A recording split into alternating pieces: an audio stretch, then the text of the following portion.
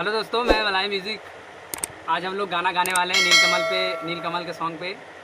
वो बहराना जैती पिया घर ही कमैती। ठीक है, पहले आपको ओरिजिनल सॉन्ग सुना देंगे, फिर उसके बाद गाने को पूछ करके हम लोग गाएंगे। अगर अच्छा लगेगा तो भाई लाइक ज़रूर कर देना, ठीक है।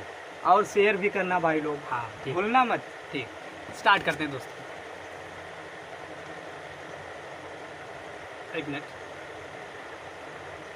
जाइना कमाए पिया डर लागे हमके, फसलस बंगाल वाली सखी के बलम के। जाइना कमाए पिया डर लागे हमके, फसलस बंगाल वाली सखी के बलम के।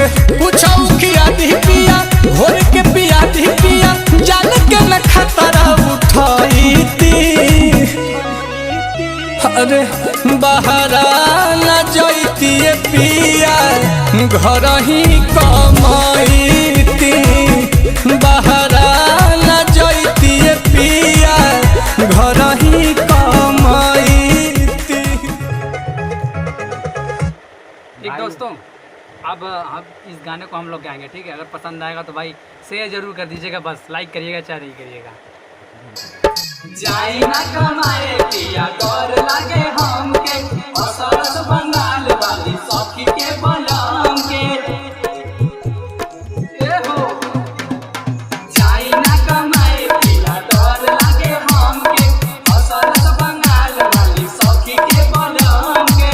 पूछऊ कि आदि पिया भोर के पिया दी पिया, जाने कितना खर्चा गईती। अरे